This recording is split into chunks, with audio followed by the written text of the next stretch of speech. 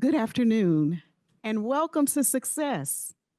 Today is Monday, April 14th, 2025.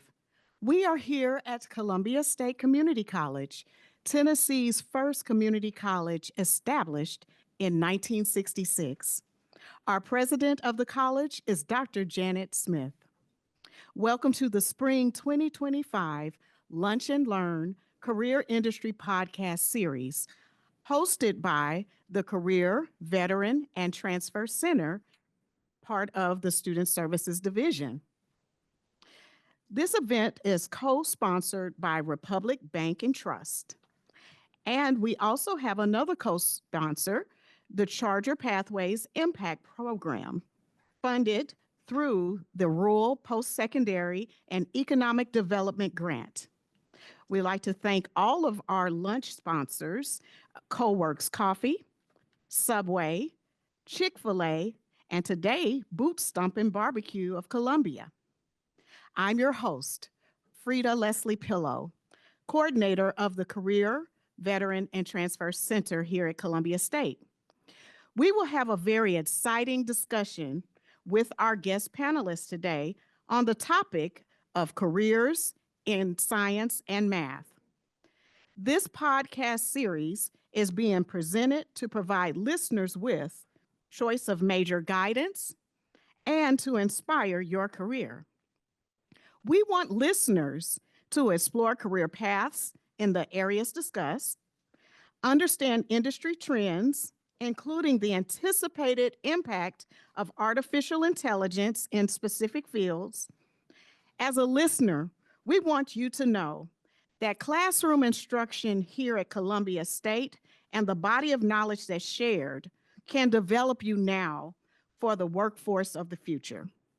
Today, we will also tie in the importance of the 7 core competencies of general education as defined by the Tennessee Board of Regents and employers globally. Whatever your next moves, know that Columbia State is the right institution to build a solid foundation for your future. So today, our co-hosts will ask questions to each of our panelists, and if time permits, it will provide you an opportunity as the participating audience to ask questions during our Q&A session. Today, we have our co-host here who will introduce herself, and then each of our panelists will also provide a self-introduction. So with a round of applause, let us welcome our co-hosts and guest panelists. Let's put our hands together for them. Good afternoon. My name is Tracy Hines, and I am the Dean of Science and Mathematics here at Columbia State Community College. I have been Dean for the last 2 years, and I service the Chemistry Department, Biology Department, as well as Agriculture, Mathematics, and Physics. But I also want to state that you don't have to major in those degrees to be successful and use the programs that we offer. That you are able to take a course and see what it's like, integrate that course into whatever it is you're going to do, whether it's art or humanities or history. There's endless opportunities for you. So my guests today, I have 2 guests. To my immediate right is Emily Strafford. She is a chemistry and science teacher with the Maury County Public School System. And then we also have Megan Harris, who is an owner of Piney Branch Beef. Both, however, do work for education. And so I'm hoping that we can share how we've gone from industry to working in education and helping our students. So first, I want to go ahead and let Ms. Strafford introduce herself and tell us about yourself. Hi, I'm Emily Stafford, and I am, as she said, a high school chemistry and STEM teacher right now. I have been teaching for 22 years. Mostly now I teach AP chemistry, which is as you know, advanced placement and can get you a college credit, and then honors chemistry. And we've started a new program at my school this year that is part of career and technical education, and that is a STEM program. So we do a lot of things in all areas of STEM, not just chemistry. And then additionally, I worked in industry for a very short time. I worked for a summer at Oak Ridge National Laboratory doing research. So I'll talk a little bit about that later. But the majority of my career has been spent as an educator. All right, my name's Megan Harris. I'm the site director for the Lawrence campus with Columbia State. We also run a cattle operation. We are Piney Branch Livestock. We run Brangus cows right now, and we sell our beef directly in our communities, as also in Williamson County. We do travel in between. I'm kind of a non-traditional farmer, I guess I should say. I'm from the Memphis area, so I had no experience other than I had a passion for it, and my journey kind of took me around the way, changing my major multiple times before I landed on where I found my heart and my passion. So that's a little bit about where we're at. So yeah, thank you. Very good. So, Emily, if you'll share a little bit about your industry background and maybe Oak Ridge and how you got here. Okay, so I started out, I'll go all the way back to college many years ago. I started out knowing that I wanted to do something in science, wasn't completely sure. And so, just like a lot of people, when they first get in and they think they want to do science, I went the pre-med route. And so I did biology and minored in chemistry. As I was going throughout, I made connections with some of my professors, and a lot of them said, Emily, I really think you would make a great teacher. Have you thought about teaching? And I was like, no, I'm not going to do teaching, because that's what we all think. We're like, no, I'm going to be a doctor. And so as I continued through and starting helping more of my classmates and realizing that I did really kind of have a passion for that, I still wasn't sure. So I was getting towards the end of my college career and received an opportunity to go work a summer at Oak Ridge National Laboratory. While I was there, I did work in the environmental sciences division. It was an amazing experience. Oak Ridge is a really, really interesting place that has a lot of history for our state. And if you ever get a chance to go visit there, just to see the history, like I said, of our state and what impact we've had in the science world is pretty awe-inspiring. But while I was there, I worked in a lab and I was doing lab work all day, every day, and realized that although that was interesting and I enjoyed it, I'm very, very social, and I just did not feel like I could stay in a lab and do most of that. I needed to be out talking with people a lot more. Now, that has since changed. This was many, many years ago. This was 25 years ago. Now they've realized that lab people can be social as well. So there is a lot more collaboration now in the science world than there probably was back then when you were kind of just stuck in your own little corner working on your own little thing. So I might have enjoyed it if it were now than it was back then. But I ended up going back and getting my master's in general science education and started teaching before I even finished the master's, and have been teaching for over 22 years and absolutely love it. And actually am hoping to transition to teaching college level chemistry here in the near future, just to take on a different avenue. So. Thank you. How about you, Megan? What was your educational journey and how did you get into farming? Oh, okay. So, like I said earlier, I'm from the Memphis area. We have a lot of cotton fields and we have a lot of really expensive horses over there. That was not in our budget. So, I grew up camping, hunting, fishing about every weekend in the fall. I loved being outside and outdoors. I didn't really know what I wanted to do, and that's totally normal. So, if you're still in that boat, you have no clue what you're doing, you are in great company. But I knew I wanted to do something with animals. So, I thought, I'm going to be a vet. And I did not become a vet. I did not become a doctor in that field. But I walked in, I went to MTSU and I walked into our farm manager. I knew they had some farms on campus. I said, well, what are some employment opportunities? And he said, the only thing I have right now is milking at the dairy barn at 3:30 in the morning, Monday, Wednesday, Friday. And I said, I'll take it. He said, are you sure? I said, yes. And so I wound up living on the farm, became a farm manager. That's where I met my husband. He's from Lawrenceburg. That's how we got back to Lawrenceburg and started our farm here. But my path went a little different. I wanted to at first be a vet, so I worked for a vet.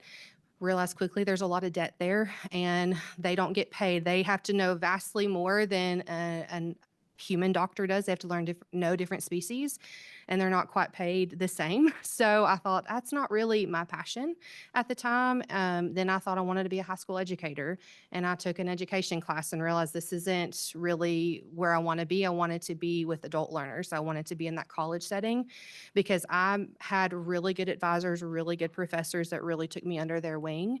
And I still am really good friends with all of them today. And I really wanted that opportunity. Life's kind of funny. When we got married, the only places I could really go were out of state. I wanted to have a master's in beef cattle reproduction. But we really felt strongly about coming home and starting a farm. And we had some family land that it was just raw material that we worked with. And so our farm has evolved over time. We started doing something called preconditioning, where we took very high risk calves. They were very low immune systems, and we had to try to keep them healthy. The problem our farm had with that was we didn't have a big enough tractor trailer load to get in without doing some major excavation work. So we went to cow-calf. So we raised some calves, and then we realized quickly that the calves that are grown in Tennessee may not quite be the most environmentally friendly. We have a lot of flies that carry a lot of pink eye. We have a lot of gosh, our heat is crazy at times, but then we get really cold. We had some friends, we're in the cowboy church world, and they're from Texas and out west, and they said, why aren't y'all doing Brangus cow, something with ear? They have a lot more just naturally disease and pest resistant. And so we kind of did a lot of research, and that's what we have gone into. So we currently raise Brangus cows, and we sell beef right off our farm. So we have seen huge. This is where the science, the science nerd in me comes out. I love genetics, but we have just seen so much with just making strategic decisions about the breeds that we have. We don't feed near as much, and we have healthier animals. It's made it a lot more enjoyable. So that's kind of the roundabout way that we got there. It's been a cool journey. It's amazing to hear how much goes into education-wise toward your passion and livelihood. Mhm. Emily, what do you feel are the top skills students need to develop now for future success opportunities in your industry or in your discipline? Yes. So with part of my STEM program, we do a lot of science competitions and a lot of scientific research. And so through this, I and my students have been able to get out and talk with some of the top leaders in the science fields about what they're looking for, what do they want from students. And what we're seeing, which is fun for us old people like me, is there's a lot of new integration of computer science and machine learning. And so that is a big skill, and not just in the science industry, but that is something that a lot of our careers now are going to incorporate more than they did in the past. And so that's a big one they talk about, is that integration. They also talk about flexibility, creativity, problem solving.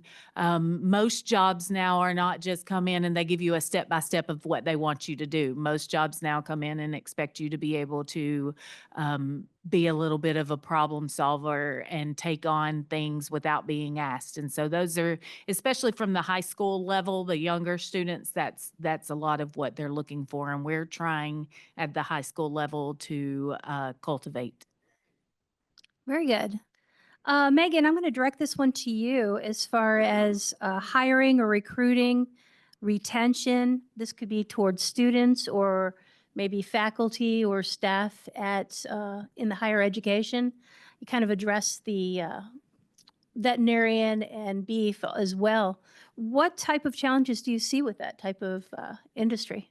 Yeah, There's a lot of people don't really want to work, and a lot of your farm things are going to be very manual. Like if you don't, this whole weekend we were outdoors, it was hard labor, but I love that. So there are some parts of this industry that are going to be a turnoff to people because they're not going to want to put in that kind of a work. I won't do dairy cows again because they don't matter if you're sick or if it's Christmas, they got to be milked twice a day, every day, no matter what. But I think one of the biggest challenges right now is when you think agriculture, just raise of hands, how many of you think you have to be a farmer to be in agriculture? Do you know of all the other opportunities you have there?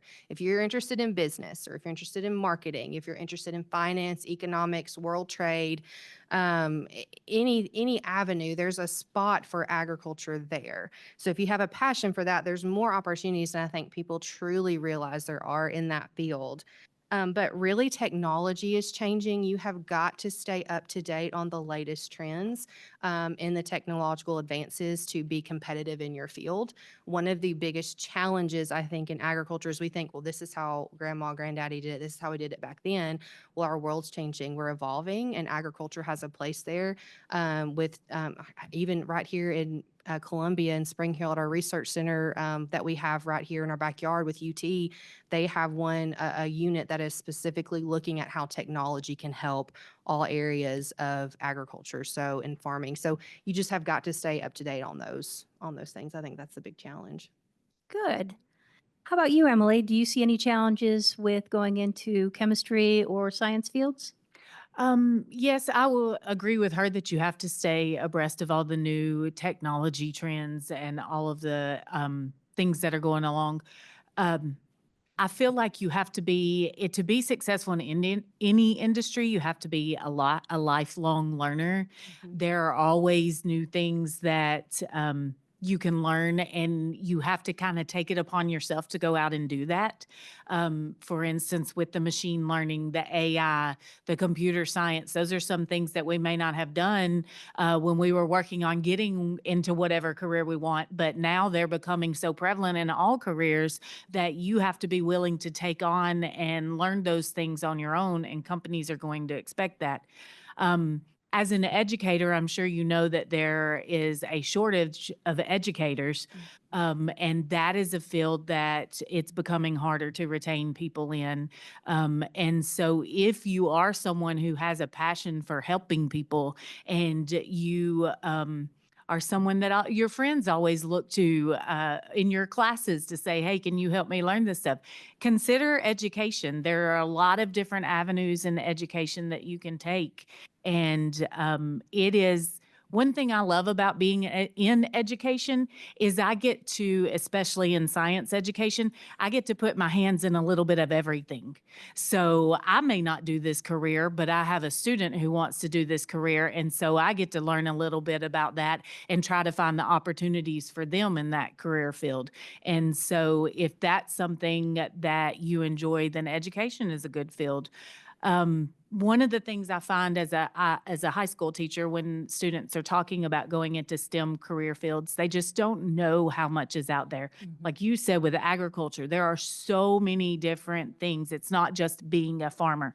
Going and being a chemist is not just working in a chemical company lab. You could work at a place like Coca-Cola, or if you like cosmetics, you can work in a place that does cosmetics. There's so many different opportunities out there, and we don't really think about those when we're looking about going into some of those STEM fields.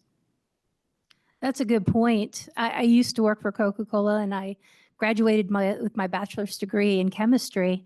And when I graduated with my chemistry degree, I wasn't thinking I'm going to go any particular place. I was actually looking at how many credits I had and how quick can I get out of here.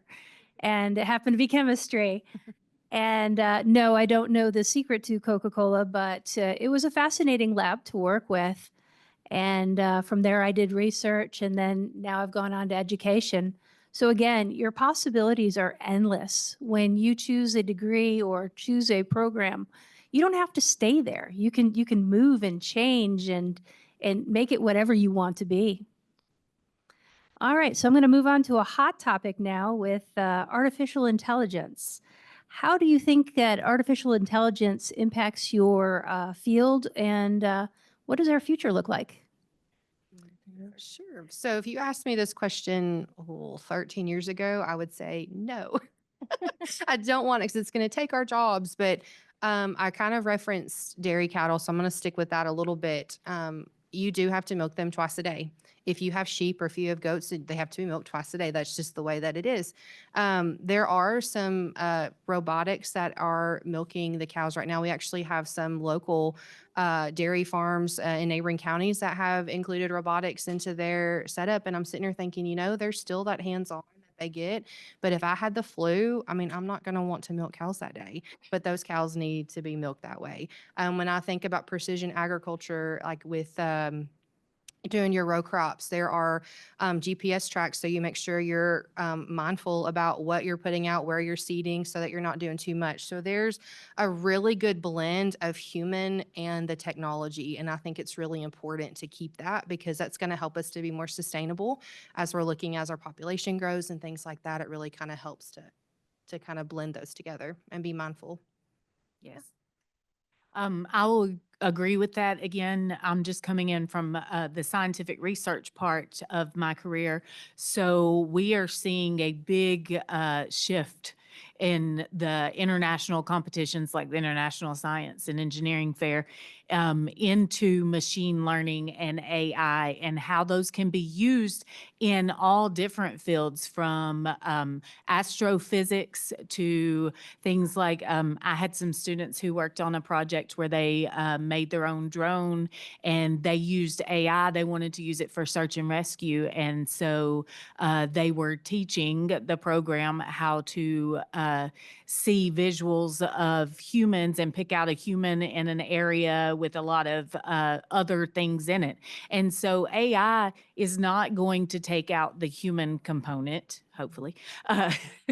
But it is something that we all, I feel like, need to embrace and look at how to make our each individual industry stronger through the use of AI. Thank you. Yeah, I was scared of it too, but I found it quite helpful. So I'm going to embrace it a little bit more. I would be doing a huge disservice if I don't talk about the core competencies that higher education is starting to really embrace. I mean, we've been embracing it, but we haven't really been taking notice of it. And Columbia State has 5 core competencies in our general education courses that are very important for students to learn certain proficiencies. Of these, I'm talking about like global and cultural awareness, communication, critical thinking. How do you feel that enforcing or bringing in these core competencies to our fields is going to help with hiring new new employees and creating new professions? Sure. So I think I'll get this. I also do advising. Okay. And so I always have students come in and ask me, well, what's like the course that I can just get an easy A in? Or which one of these classes, like, can I just barely get by with? And I've had students say, well, which one did you take that thought was like the worst class ever? So really and truly, even the classes that I struggled with, chemistry was one of mine. There are some really cool things that you can learn about yourself in there when you push yourself, and you have to just stick it out. But I think that there's a lot of the comprehension, a lot of the critical thinking and things like that your instructors are having you do with these core competencies that are going to serve you well. If I have a problem on my farm and you just sit there and stare and like if there's I don't know, I can't get a good example, but if all the pieces are there and you just don't know how to put them together because you can't look around and figure it out, then we really haven't taught you much of anything. We want you to be a successful human being. We want you to be able to have those skills when you leave here, and your college courses are going to teach that. My college courses taught me that as well. They serve me beautifully today. I'm not a perfect human, but there are really good things that you learn about yourself in there. And I feel like communication and creativity are some things that are going to be key in our future in all the industries because, as I'm sure most of you know, that the invent of cell phones and how much we use them and the fact that we can do absolutely anything on them, and now AirPods where we can shut out the whole world, we tend to not communicate with as many people as we used to. And so that is, especially in the high school level, we see a lot of students not knowing how to work with each other, not knowing how to communicate with each other. And all industries are moving to that now. I talked about my background of working in a lab, and it was really just me and one other person in there. And so I didn't get a lot of that opportunity to communicate, which is something that I thrive on. But now all jobs are kind of going to that, and they expect you to be able to do that. And we have so many people that are not able to communicate very well. And going back to AI, we have to not be dependent on AI to do our communication for us, students. I'm pulling on my educator hat here. So AI, unless it gets a lot better, will never write like you do. And so being able to use AI, which I do, as a resource to help me is wonderful. But these jobs are going to expect you to not just use AI to do all your work, because it is not the same as a human. And I promise your teachers can tell the difference in what is written by AI and what is written by you. So, and I feel like one of our biggest skills in the future is going to be taking AI and what it gives us and making it our own. And so, that is one thing that I've been trying to focus on in my STEM classes is how can we use the different AI programs to actually help us, not to do it for us. And if you are a chemistry major or in the chemistry field, you will find that, or some of the heavier science fields, AI has not caught up to us very well yet. So you can't always trust. We are still just a little bit smarter. And so just a little bit. And so don't just trust everything AI says, because I have put in some chemistry problems before and it is not always great at solving them. So just remember that in your use of AI for things. Thank you. And I have one last question for both of you. Looking back, what advice would you give your younger self to prepare better for your current field? Well, me. I wish I would have gone. Now, I don't regret the path my life has taken me. I have a beautiful family. We have learned a lot of really good things, really hard lessons, trying to start a farm from scratch.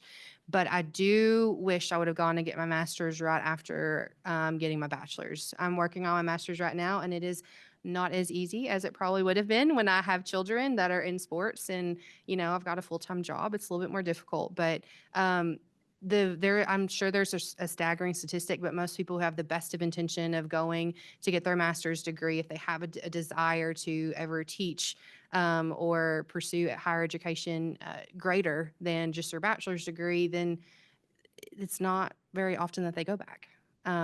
Only reason I'm going back right now, honestly, is because I have an employer who there's a program that helps me with that, but it's expensive to go back. So I highly encourage you, if you have any passions, to do that, to do it as soon as you get done, because it's going to be a lot easier.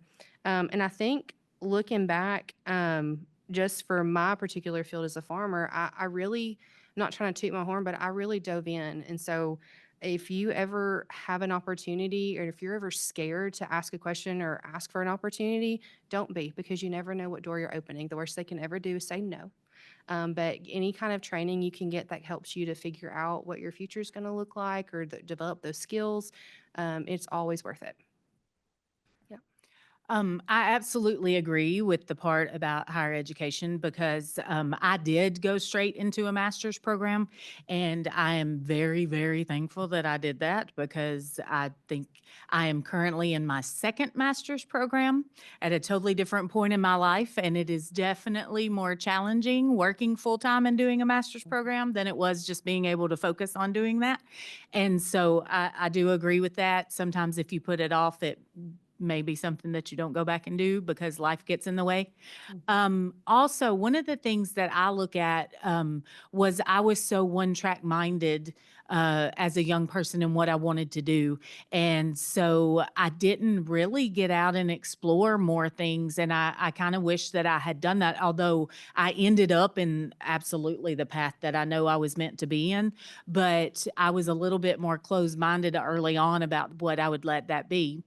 And then lastly, this is something that I feel is extremely important, especially, well, in all fields, but especially in science and math, is really getting out and making those connections and finding internships. Internships are becoming more and more available for younger students. Usually, or in the past, it was always just if you were junior or senior level that internships were available. But there are so many more now. And if you, of course, most of you probably haven't been out trying to look for a job yet, but if you are, there's a lot of jobs that say they want some experience. Well, I've been in college for 4 years. How have I got any experience? Well, doing those internships and going out or even working for companies that may have something to do with your field, even if you're, let's say you want to be a pharmacist, but you're just working as a clerk at CVS until you can get hired on to be a pharmacy tech. Those are things that will look good to employers when you get out and are looking for that first job. But internships are wonderful because a lot of them are paid well. And they're short term and they're things that you can do in the summer. So, and there's a lot out there that people don't realize. So I suggest getting out, looking for internships and doing those things, because the quickest way to learn if this is a field that you think you want to do or not is to get in there and do a little bit of it. Because you may go through college and taking the classes the whole time and then get into the field and be like, oh, wait, I don't really love this. And so getting your feet wet before you get out there can help you kind of see that, yes, this is my passion. I want to keep with this, or maybe it's time to shift my plan a little bit. Very good. I want to take a moment to thank Emily Stafford and Megan Harris for being here today. My name is Tracy Hines. Do you have any questions for us out there in the audience? We covered it all. Well, thank you very much for being here and showing interest in our podcast. I hope you have a wonderful day and that we've been able to help. And you're welcome to reach out to any of us if you have any future questions.